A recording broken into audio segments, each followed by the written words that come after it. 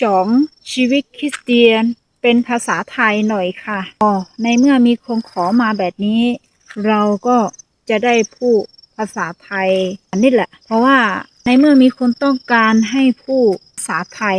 ทั้งที่ฉันไม่ใช่คนไทยไม่ได้เรียนหนังสือไทยก็เลยพูดภาษาไทยมันไม่ค่อยได้แล้วไม่ค่อยชัดด้วยฉันเป็นคนชนเผ่าอาคาอยู่ที่ประเทศเราโอเคเดี๋ยวฉันจะอธิบายเรื่องชีวิตคริสเตียนเนี่ยคนแบบไม่รู้จักพระเจ้ามอญเนี่ยชีวิตคริสเตียนเนี่ยมันลำบากลำบนจริงๆเพราะว่าทุกวันเนี่ยยังไม่ได้ใช้ชีวิตแบบสะดวกสบายอะไรอย่างเนี้ยอย่าไปไหนก็ไม่ได้ไปอยากจะไปกินเหล้ากินเบียร์ก็ไม่ได้ไปอะไรอย่างเนี้ยใช้ชีวิตแบบลำบากลำบนที่ไม่มีความสุขอะไรอย่างเนี้ยแต่ที่จริงแล้วเนี่ยนะชีวิตคริสเตียนเนี่ยมันแบบมันง่ายทุกอย่างนะคะเพราะว่าเวลามีปัญหาอะไรเราก็ต้องบอกพระเยซูคริสต์ช่วยเวลาเราจะพบยากลำบากที่เราไม่สามารถแก้ไขได้เราก็ต้องไปขอให้พระเยซูคริสต์มาช่วยฉะนั้นเรารอดพ้นจากทุกสถานการณ์ได้เพราะมีพระเจ้าที่เป็นพระผู้ช่วยในชีวิตคริสเตียนนะคะก็เลยคริสเตียนมันรอดพ้นจากที่สถานการณ์แย่ๆได้มีคนอยากจะถามว่าถ้าพระเยซูคริสต์เป็นพระผู้ช่วยให้รอดจริงๆแล้วคริสเตียนบางคนเหล้าติเบียนอยู่และยังไพ่อยู่ใช้ชีวิตแบบปกติ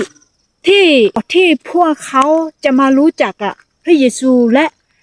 ตอนนี้มาอยู่ในคริสเตียนแล้วแต่พวกเขาก็ไม่สามารถเลิกจากเบียร์เลิกจากชีวิตด้านเดินได้อะไรอย่างเนี้ยมีคนสงสัยแล้วอยากจะถามอยากจะรู้เรื่องเนี้ยทำไมพวกเขาไม่สามารถเลิกลากับชีวิตด้านเดินได้แล้วก็ฉันอยากจะถามกลับนะอยากจะถามกลับว่าพวกเขาเนี่ยชีวิตพวกเขามอบให้พระเยซูคริสต์องค์พระผู้เป็นเจ้าให้ดูแลหรือเปล่าไม่รู้แล้วเราไม่สามารถตัดสินใจภายนอกที่เรามองเห็นได้นะถ้าเรามอบชีวิตให้กับพระเยซู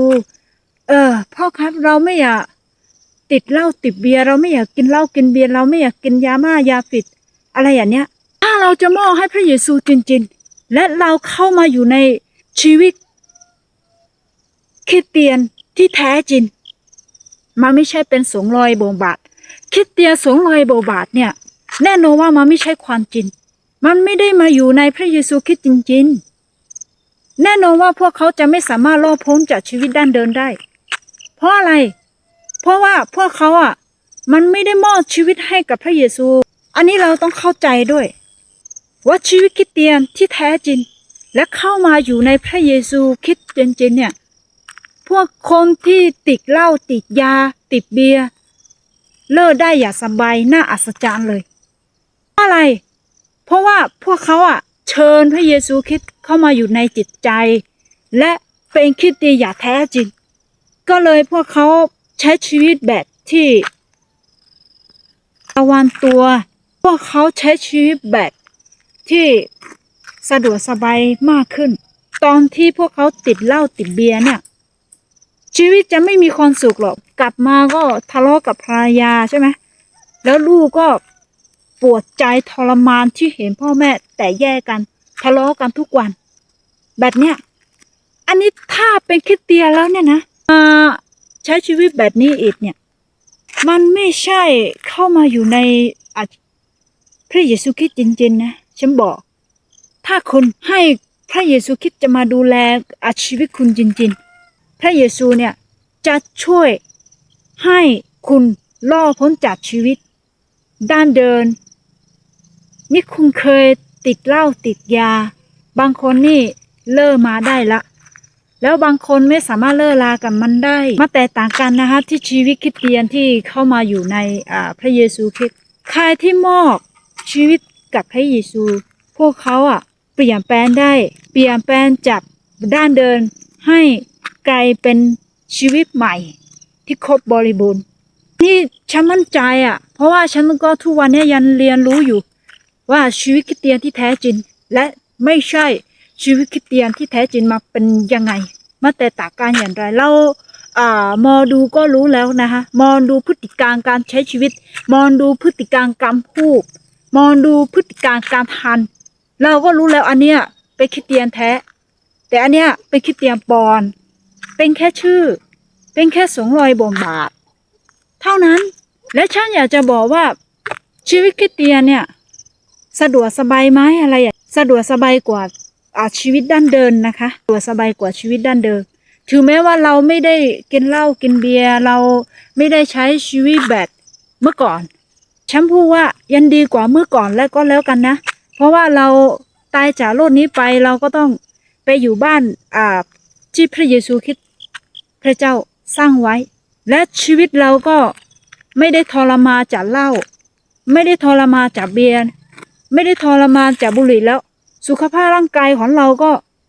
อาจจะดีขึ้นมอบไว้กับพระเจ้าแน่นอนว่าพระเยซูคริสต์ช่วยได้นะการเป็นชีวิตคริสเตียนเนี่ยอีกฝ่ายที่ไม่รู้จักมองก็มองว่าไม่มีความสุขแต่ที่ความเป็นจริงเนี่ย